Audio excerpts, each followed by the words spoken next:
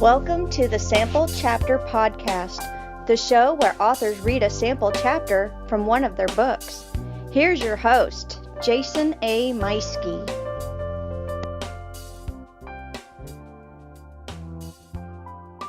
Welcome back to another episode of the Sample Chapter Podcast. Like the lovely lady said at the beginning, yes, I am your host, Jason A. Meiske, back again. It is another week and another author lined up for you with another fantastic story to tell. Let me just start off with a little thank you once again. As always, I want to thank Podcast Garden. PodcastGarden.com is the place to go when you're looking for other podcasts, other shows. You can search by category, search by type. They have a whole range of shows on there to find. If you're interested in starting your own show, PodcastGarden.com will let you start for free. So hop on over and check them out. If you are interested in contacting us, if you have a question, if you would like to suggest an author, if you are an author and you have a book that's published that's out there, contact us. Let us know. Our email is samplechapterpodcast@gmail.com. Or you can hop on over to Sample Chapter Podcast at Facebook. Give us a big like so that way you can stay on top of news all the time. Send us a message on there, post a question, and we'll be sure to get right back to you. So I'm very excited for this week's guest. We have our very first young adult author, G.A. Edwards is our guest, and she writes young adult suspense. She also writes some children's books that she's got working on. She also is going to be coming up real soon in a romance anthology. And once that comes out, I'll make sure and post a link to that so you can find that. Miss Edwards has one of the craziest schedules that I know. She is a retired school teacher, although she probably teaches as much or more than she did when she was a full-time teacher. She's filling in right now as a teacher for the rest of the semester. She does some tutoring. She is a group leader at one writing group. She attends another writing group. She is a speaker. I mean, the woman does all kinds of stuff. Not only is she doing all that, but she has also created a local writing conference. You know, it's for aspiring authors and, well, for authors of all levels, really. You're going to hear about this in the interview, but it's just another one of those things that just is a testament to how busy she is and what a great person she is as well. You know, how much she wants to reach out and help other authors, and yet she somehow finds time to write. Her first book, Mirror Images, has been doing very well and is always a big seller at regional book signing events. This is something that's trending upward, and I believe will continue to do so with the release of her second book, Explosive Charges, which will be book 2 in her Madison Murders, which is the ongoing story of the characters from the first book. And she's been doing very well with lots of things. She's actually a big influence for me. The writing group that she does lead is actually a local one, so that's how I've come to know her. She keeps me in line, keeps me on track, so that way I can get my book out there. Because I would like to eventually come on my own show and put my book out there. But as always, my rule is the book must be published. It must be out there for sale. So until my book is out there, I guess you guys ain't gonna get to hear it. There's pros and cons to all of this. So, hey, speaking of books being published, before we get over to G.A. Edwards, don't forget, if you go out, you get yourself a book that you find that you really like, don't forget to go and leave a review. Amazon, Goodreads, whatever. Something I do. I will go to Goodreads first, because if it's an ebook, as soon as you're done, boom, it pops up with the window saying, would you like to rate it and write a review right now? Yes, do it right then. You can fill that out. And then here's the secret. Okay, you ready for this? Copy that, go over to Amazon, get the book pulled up, and then leave a review on there, and then you paste your review. Now, yeah, you got headlines. You can put a headline on it. You got some things are a little bit different in Amazon than what they are on Goodreads. But now you've just done that author a huge favor by giving them not only a review on Goodreads, it's a very popular format, but Amazon especially. I mean, that's the number one bookseller out there, so you go in there and you leave them a review. That's going to help people around the world see what this book is about and how well it was liked. So don't forget to do that. It's a huge thing. if you do find a book because of this show, I would consider it a huge favor for you to mention in your review that I found this book because of the Sample Chapter podcast, or thanks to Jason at the Sample Chapter podcast. Use your own words. Don't let me tell you what to say. But anyway, so I've talked enough. Let's go ahead and get on over to G.A. Edwards, and you guys will get to hear all about what she's got going on. She's got a motto that you're going to hear in this, but I love this. I think it actually fits in with the show very, very well. Her motto is sharing the joys of writing, one word at a time. That's beautiful. I love it. Let's go talk to her. What do you say?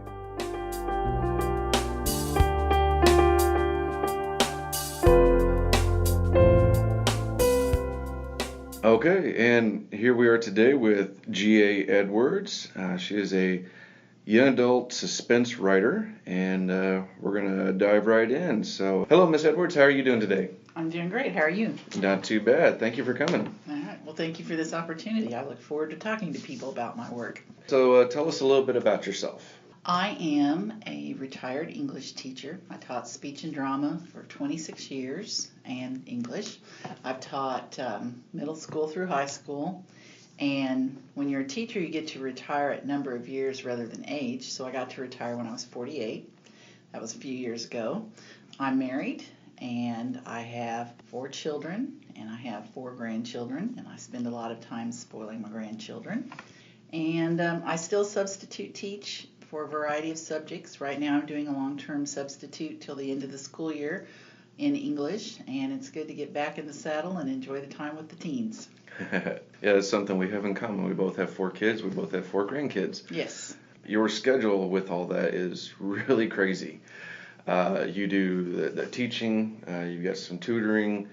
I know you lead a local group. Which one thing for the people out there listening, Goldie is our leader for the local writers group that I'm a part of. That's how we met, and she's our group leader. She also is part of another group. How do you find time to fit all of this and some writing in? Scheduling. And as always, I would like to fit in more time for writing because I do enjoy some other things. When I retired, I thought, okay, how do I want to spend my time? I was in a good enough financial situation that we wouldn't starve.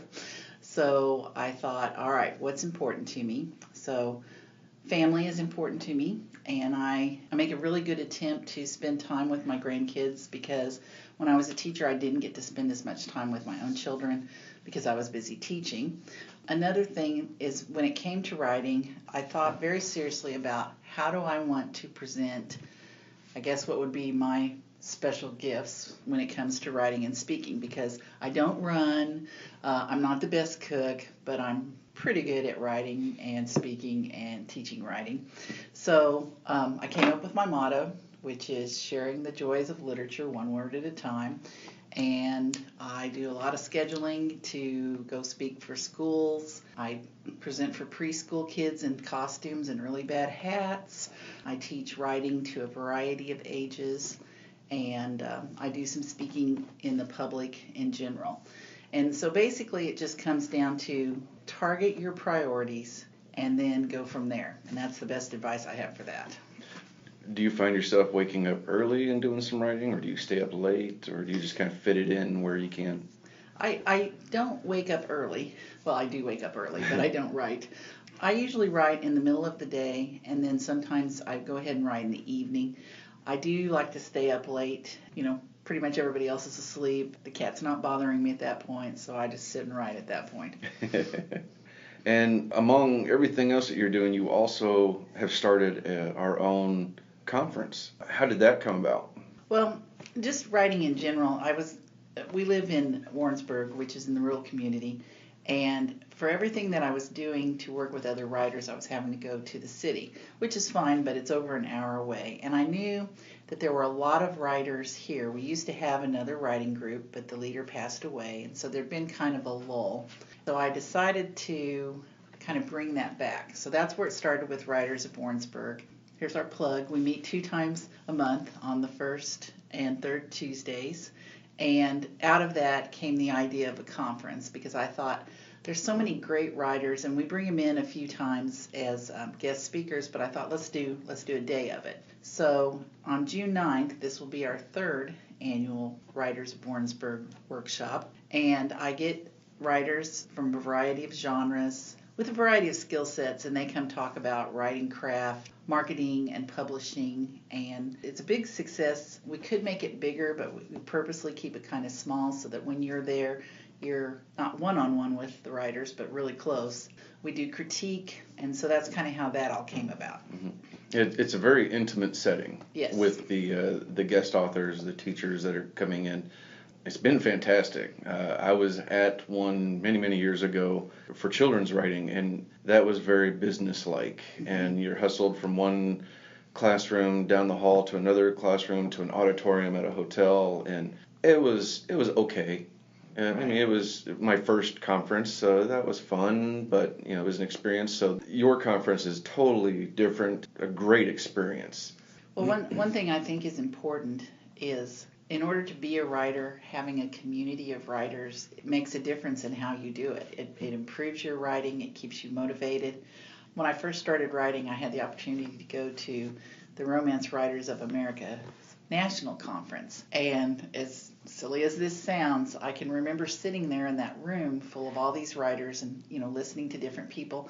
And I really had a moment of, this is what I've been missing. This is where I belong. And so when it came to doing something in my own hometown, I thought, that's what we need. We need a community where writers belong. Mm-hmm. And we are lucky in Warrensburg that we have a variety of opportunities. There is another critique group through the college. We have something called Old Durham Mic Night, where writers and performers and artists are allowed to come and share some of their work. And then we have college here, University of Central Missouri, and we have a lifelong learners program where they do some writing on different types. Our bookstores are very helpful. They do a lot of book signings, and we even have something called First Friday, where some of the artists, both writers and then more a painting type thing, share their work once a month. So we're building that community. Yeah, that's fantastic. See, if this was a video thing right now, then everybody would see me just grinning from ear to ear with all the wonderful things in this community. That's how it's been growing and all, and a lot of it very much because of Miss Edwards and the efforts that she puts into it. So your book Mirror Images, which is a young adult novel, how do you write a believable young adult novel? I think in my case it helps because I actually like and admire teenagers, which sometimes is shocking to people. Now, I'm going to tell you, I had my own teenagers, and I didn't always like and admire them quite as much all the time.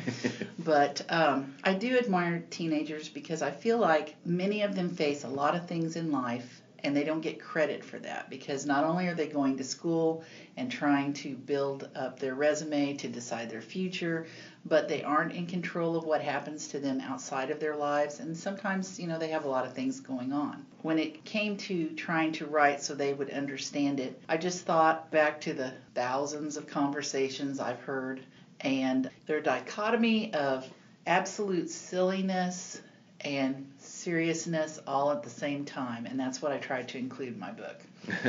I like that. Now, how do you find your voice for speaking their language and not to, as an adult, not to speak down to them because I've read your book and I really enjoyed it, and it always felt like I was reading a young adult's thoughts, a middle grade, high school, that this is what they were thinking, not what an adult thinks that they think. How did you get that voice? I think, that with years of teaching, I kind of had to learn their language to connect with them. But another thing that I did that was really helpful to me is when I had my manuscript done, I went and I included teens as my beta readers. And so I actually gave them the manuscript, and they helped me. And we talked, and I talked with them what is working, what isn't working. There's a thing in there about kissing, and some of my students were like, "We're not that lame." And one other kid said, yes, we are. And but having the teen beta readers was really helpful to me to try and learn to put it in a way that they liked it. That's great. That's very smart. So what are we working on next? I'm getting ready in the summer to publish the second book in the Madison Murder series. By the way, I write about murdering people, but the message is that is wrong. That's part of the suspense. And it's called Explosive Charges, and it takes place in the same town. I always try to have a social issue in my book. So in the first book, Mirror Images, my two main characters, one of them is bipolar, and so I wanted to include what it's like to, one, be a teen and be bipolar, and two, his brother is a caregiver, what it's like to be a caregiver for someone in that situation. So in the second book, my issue has to do with farming, which sounds a little strange, but we have a lot of farmers who go down through their family and they pass the farm on. That's changing some, but what if you don't want to be the next in line, and how to deal with, family roles and expectations of your parents if your expectations don't match up. Okay. So that's Explosive Charges is next. All right. Fantastic. Now, how can people find you online? I do have a webpage, and it's gaedwards1 at wordpress.com. I'm on Amazon and a variety of the places where you can buy a book, and you just look up G.A. Edwards and it will take you there. I also am on Facebook under G.A. Edwards. I try to post some things there, share some funny things, share some good writing advice, ask a few questions, see what everybody else is working on and thinking about. Mm-hmm. That's about it. Yeah, and you also post a lot on the WOW group that we have. I do. Which there's our own private one that we get to communicate on and share things with, and then there's the public one, and that's open to most people, right? It is. Writers of Warrensburg is what the name of it is, and it is open. You just do a search for it and it'll come up, and you'll see a picture of a dog statue wearing glasses reading my book. We're famous for Old Drum, which is a famous trial about a dog, so I included that in our little photo. Oh, it's a great plug, though. I didn't catch that the first couple of times I saw the picture, and then I got to looking at it one day, and I thought, hey, that's Goldie's book. Well, someone asked me, they're like, why are they reading your book? And I said, because I control the copyright, so I can put it in a picture. That's brilliant. Yeah. Well, tell us a little bit about the book that we're going to hear today and the chapter that you would like to read.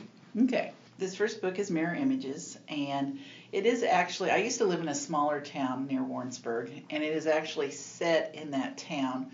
So there are certain things in there when I talk about the fair and the parade and all those types of things that show up in the book. Also, I have a lot of different characters, and it still makes me laugh every time when people come to me and say, I know which one I am in your book. And truthfully, none of them are exactly anyone in my book, but I did, still characteristics. As far as the book, like I said, I wanted to have a social issue, and then I wanted to have suspense. When I started doing suspense, there was a lot of fantasy, which I like fantasy books, but it didn't seem like there was anything like the old Lois Duncan books, I Know What You Did Last Summer, and things like that. And I also wanted to have a male protagonist, because as a teacher, I knew that unless you are doing sports or fantasy, there weren't a lot of male protagonists. And I didn't always think there were a lot of believable teen male protagonists. So that's where I went with this book. Basic story is that there are small girls who are being drowned in the town. It also has to do with the pluses of living in a small town, which include, if you ever need something, there's always someone there to help you. But there's also the disadvantage of there's a lot of gossip, and one thing that teens are always accused of is bullying, and it does happen. But I also felt like a lot of adults bully, and they get away with it. And that gossip and turning against people was something I wanted to highlight in the book and suggest some ways to deal with that. Mm-hmm. I'm the stepmother of twins, and I included twins in the book, which I realize, happens quite a bit. But I wanted to show that special relationship they have. And my twins are not identical twins, but they are identical. They look exactly alike. And I just noticed some quirks about twins. One thing is, if I would look at one and say, you have nice blue eyes, they would not look in the mirror like most of us. They would look at the other twin, and because they knew that one looked just like them. So I tried to include some of those quirks in there. That's great. And what's the chapter we're going to hear about today? I'm actually going to start with the first chapter. And at the beginning of each chapter, I did something that I truthfully borrowed from another author in format, not work, in format. They had blurbs at the beginning of each chapter, which came from different perspectives of people in the town or in the book. And in this case, sometimes the killer. So you got to see in their minds and what they were thinking about it. Then I start the chapter, and the chapter is actually the story of these two boys. I start with the blurb, and then I'm going to do chapter 1. Okay. Sounds good. All right. Well, thank you so much for being here today. And when Explosive Charges comes out, can get you back on the show? We'll highlight that book as well. I'd love to come back, always. Fantastic. Who knows? Maybe come June 9th, I'll get to do an episode from the WOW conference, and I'll just kind of have all kinds of authors on here. We'll just do a super show or something like that. That'd be great. That would be awesome. Well, thank you so much for being here. And ladies and gentlemen, G.A. Edwards with her book, Mirror Images. Well, this one's harder to kill than the others. You would think a skinny little first-grade girl wouldn't be so hard to drown. I mean, really. Usually I just give them a good crack to the head with a rock, smear a little blood on the dock or the pool's edge to make it look like an accident, and roll her into the water. None of this fighting to the top stuff. And I can't wait around forever. The sun's coming up and I need to get home before I'm missed. Time to take the plunge. Literally. The killer. Chapter 1. Smack. I pitch forward and the weed trimmer goes wild. 1, 2, 3, 4 decapitations. A floral carnage of Mrs. Bryant's prize-winning dahlias. I straighten up, hit the kill switch, yank my earplugs out by the cord, and spin around, ready to do battle with whatever unknown foe has shoved me forward.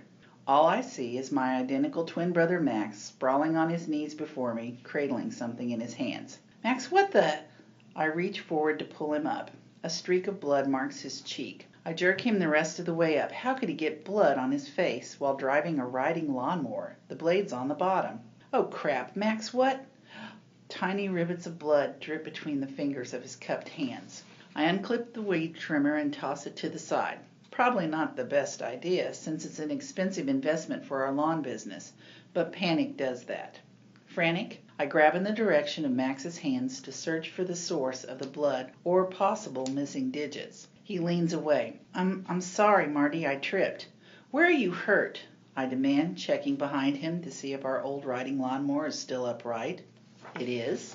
It's not me, Marty. Let me see. I try again to force his hands open to see the wounds. I'm only 3 minutes older, but I always act as if I'm the guy in charge, and usually Max allows it. It's not my blood. It's a baby bunny. I ran over it. He gestured with his clasped hands, and a few drops of blood fling toward me. What? I ask, still trying to count his fingers. It's the bunny. The others ran off. Max's voice quavers. I cut this one with the mower blade.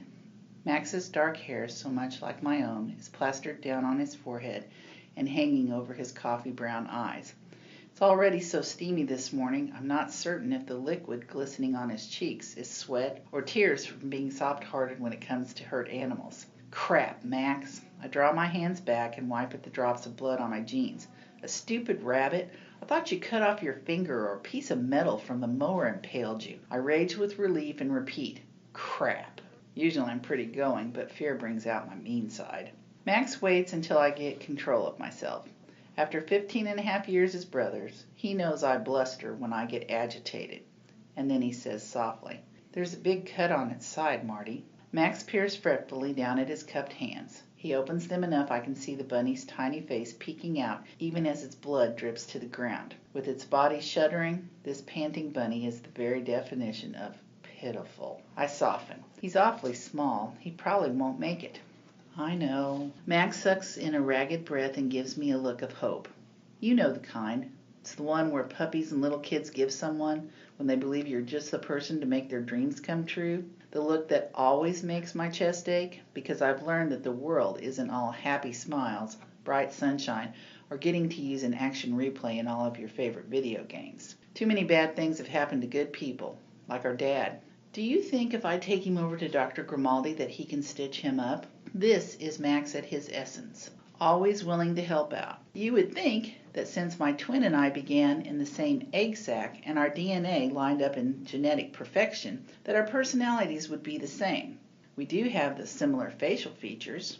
We have tall, rangy builds, and our voices that sound alike and, that people expect from the identical twins. But our personalities, not so much. It isn't that I'm the heartless twin or anything, but I worry more about practical issues of our health and survival, like always making sure Max is okay, or how much money we won't be making if yard work isn't done before the garden club ladies show up at 11. There aren't that many job opportunities in a small town for 2 teenage guys who aren't old enough to drive. With our dad dead, our family struggles on just one income. We don't need an injured bunny to cause our mowing and trimming business, Twin Cuts, to get a reputation for being unreliable. Both of us are setting aside enough money to buy insurance when we get our licenses next spring.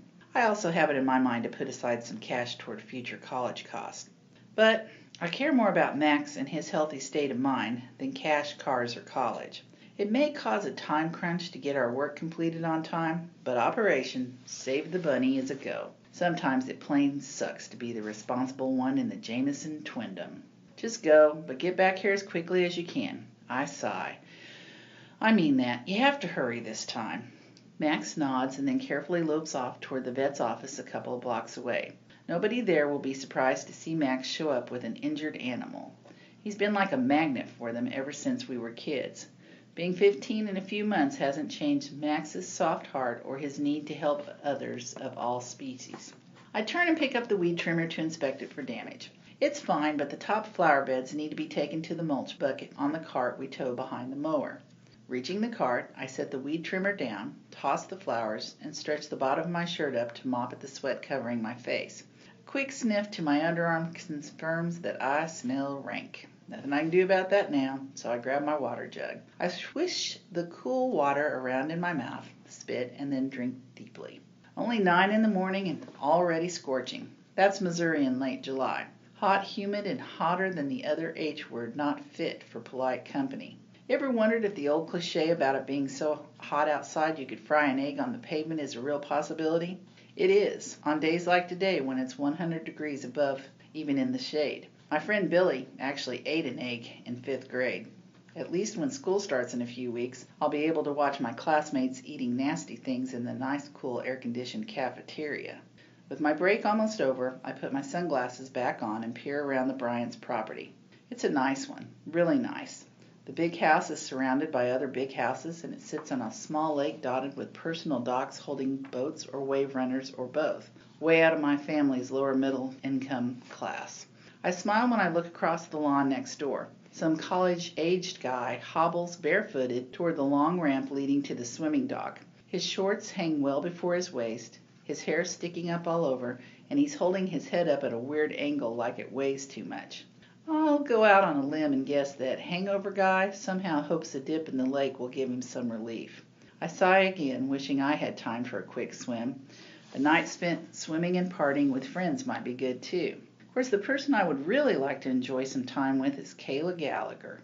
Normally just my best friend, and we both spend a lot of time in the summer hanging out at the public beach on the other side of the lake. But this year I have mowing jobs and she's busy at the Community Activity Center teaching crafts to kids. I can always count on Kayla to be fun, loyal, and not afraid to punch me in the arm when I say something jerky. I miss her, probably more than I should miss someone I say is just a friend. Smack, I swat impatiently at a tiny sweat bee that has taken advantage of my brief break to sting my forearm. Better get moving. I shove in my earplugs, rev up the weed trimmer, and try to get my mind off the only thing that heats me up more than hard work in the summer sun. Kayla.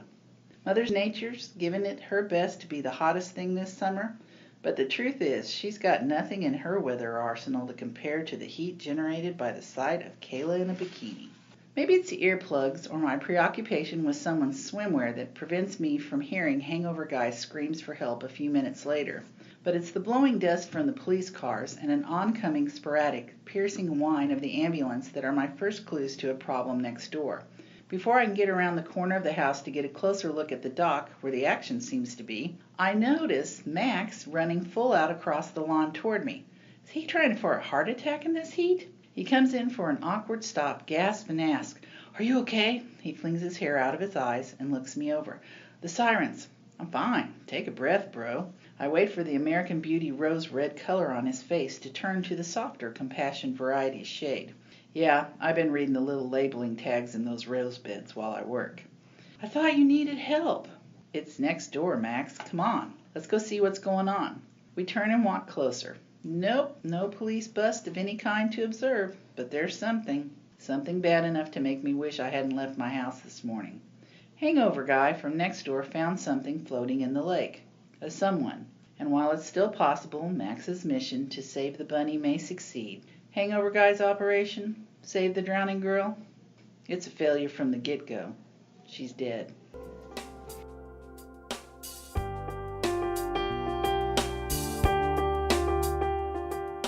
And that was G.A. Edwards reading the first chapter from her book, Mirror Images. The book is available online in ebook format everywhere that books are sold. If you're looking for a physical copy, make sure you're following her on her online presence. She'll make sure and update any upcoming author events that she'll be at. That way you can get yourself a signed copy. I'll make sure and share these events too as they come near. Hey, make sure that you like us, rate us wherever it is that you are listening. Tell all your friends about us, and we'll talk to you again real soon. Thanks for coming, everybody. Bye.